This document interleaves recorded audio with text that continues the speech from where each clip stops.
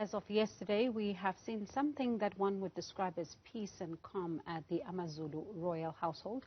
Media reports suggest that Princess Nombuso is now fully behind King Misuzulu kaZwelithini as the rightful heir to the throne and leader of the AmaZulu nation. And to talk more on this, we're now joined by Zulu historian Mama Shelo Mbata. Good evening, and thank you so much for your time tonight. Certainly, when we saw pictures yesterday of what looks like a moment of peace, people started thinking that maybe the two siblings have smoked the peace pipe. Is that the case?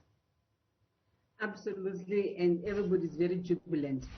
Remember, the Zulu royal family institutions are very ancient, and the process of installing a king are always difficult. Well, in the last recent history, there's always been issues. But I guess His New Majesty has shown his diplomatic skills, and as he committed before that, his first responsibility is to ensure that the family is united. And so what happened yesterday is the first step to show that he's truly the king of AmaZulu. And if you are able to take us into some kind of confidence as to what formed these discussions, what were they talking about in order to try and reach an amicable solution? Well, you can think about His Majesty King Zwelithini. He was on the throne for many years. So his many children have only known him as the heir, and as the king of the Zulu, and their father as well. So having the new king on the throne must have caused anxiety in the family, because what's going to happen to their mothers, the queens, what's going to happen to them now that the new king is on the throne. And also, remember, they grew up, the young princes and princesses, they grew up in democratic space.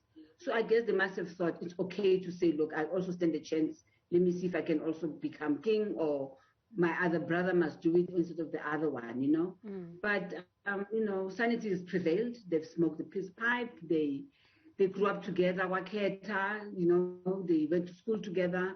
So everything is in order now. And so I take the peace pipe then to mean we're not going to see court action?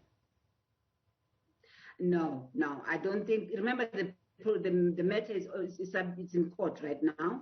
So the process of withdrawing it takes its own life, you see, because remember, the judicial system has its own way where things get withdrawn. So, from a historic perspective, once the family is united and now they're together and now, working as one. And remember, for the king, for him to rule properly, he has to have his family, to have his back, so that he can assist the king to take care of 20 million Zulus, So the judicial process probably will take whatever form it does. I would like to comment on that because I don't know much about that. But what I know from a cultural point of view, the Zulu and the royal family are now breathing a collective sigh of relief.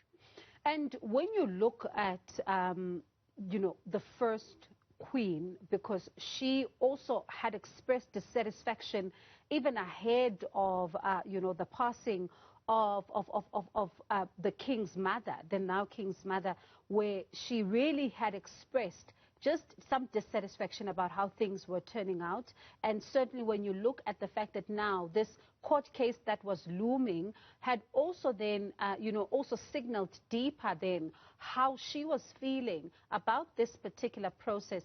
Has the king reached out to her personally? Have conversations taken place there?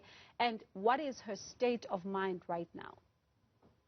I wouldn't like to comment on that because it's family matters, We are aware, by the way, that when family has disagreements, at some point, somebody must be the bigger person, and they get together and talk nicely to each other. And remember, these people are very intimate. They're not strangers to one another. It was a difficult period, losing both a father and a mother, at the same time, and a fellow, a co-wife to the person they were married to. So it was difficult for them. So, but right now, as we speak today, there was a meeting at Togazi, from what I understand, whereby the premier, Sihlezi addressed the princes and the princesses to make them understand that going forward, there's going to be unity, and they're preparing for the coronation. So it's very, very exciting. Like I said before, this was going to happen, but it's in the past now. What we're looking forward to is a coronation and having a very young king on the throne. So people are going to see the latest type of coronation that they've not seen for a long time, because even young Zulus and other South Africans are also going to see how the Zulus do, how they coronate their king. And I guess it's going to bring a lot of positivity, especially among young people, to say there are institutions that are royal, that are traditional, that are actually working, like the Zulu one. And when we then talk about him, especially because, at the time, the king had lost both parents, essentially, for him. And you then look at the subsequent squabbles. I remember even, the Prime Minister saying that royal decorum appears to be thrown out the window, which is something that he's repeated then. What was the king's mental state like during that time? Because it must have been difficult that one point you're mourning the loss of your parents, at the same time you're finding yourself in a position where you now have to have and preside over these family divisions. Very sad. It pained him a lot. Him mourning his parents, to take back step, because remember, he's the king of the Zulu. He's got a bigger responsibility, not only over the family, but over the nation of the Amazulu. So it saddened him a lot. He realizes a lot of work to do. Basically, grew up overnight, if I can use those words. But he realized that he was up to it. His mediation processes have worked. And what bothered him as well was the fact that if these matters were allowed to drag in court, look what happened to the Shembe. It's 10 years, whatever, 7 years of just trying to solve a problem that is really family-based. But for me, it just shows that even the previous kings before him had to go through similar trials and tribulations. He's been tested. We can now trust that whatever calamity that is going to come to him, he's going to be ready for it. But it really, really pained him. And remember, these are not strangers. They're very, very close as a royal family. That's why he also referred to them as his sisters and his brothers, And there's a lot of warmth, in the royal family. So it really, really pained him. But now he's looking forward, to making sure that everything falls into place. There are so many things that he's supposed to achieve. The high unemployment of the young Zulu people pains him as well. So he's going to come up with a master plan. How is he going to run a country, the country of the Zulu, the kingdom, in a modern era, but still making sure that the traditional things are also part and parcel of his reigning methods. And talking about traditional things, Mama Shalo, when you look at, the public squabbles that we then saw, even from the Prime Minister of the Zulu monarch, talking about how Princess Thembi is accusing him of, preventing His Majesty from meeting with his sister and all of that. That does look like here that there might be a little bit of mending that might need to be done with the relationship of the Prime Minister and the entire family. Is that also part of his, that forms part of his priorities right now, to ensure that the Prime Minister is also integrated with the entire family? I wouldn't believe that he was not integrated. I'm not sure where it is coming from, because he knows all of the princesses and princes and all the queens. They found him in the institution, they're very close. They may have had disagreements, but that has been sidelined, or he's been accused of this, Talk is cheap, eh? And I really think what we need to look forward to is the family is now together. The family, they smoked a peace pipe. You saw the pictures. They are together, and Princess Nombuso is right next to his brother. And together they can conquer even higher problems that are coming. So it's important for us not to look back. We can just look back and say that was a difficult period, and they all need healing, including the Prince Mangosuthu Buthelezi, because he also lost relatives. So it's important that we keep things in perspective.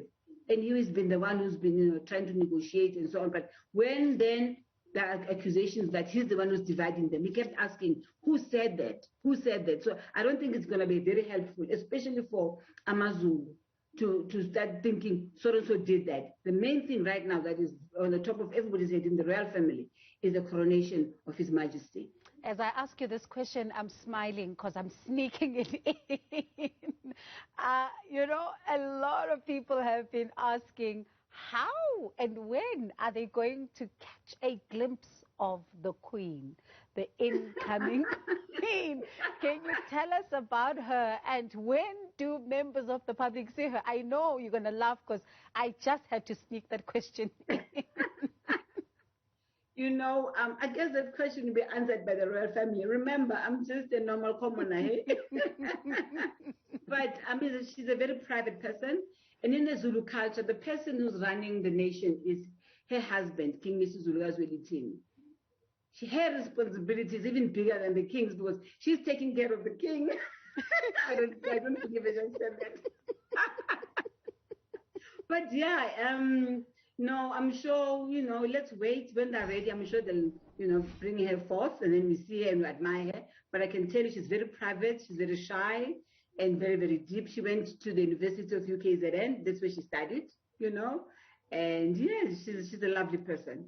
But I think it's very important that we never ever discuss the Queen in the same space when we talk about His Majesty, because Zulu culture doesn't allow, the protocol doesn't. Maybe on one day when we talk about her, we speak about her. Have you forgotten that you say a woman cannot speak in the presence of men in the Zulu culture? So we cannot bring the two together. That is why I was giggling, because I knew that. Let's give His Majesty his space. That's why I was giggling, because I knew I was being mischievous. But thank you. Thank you so much for your time, and I'll hold you to that. I'm going to hound you for us to talk about the Queen. I can't believe this. You see what you're doing to me now.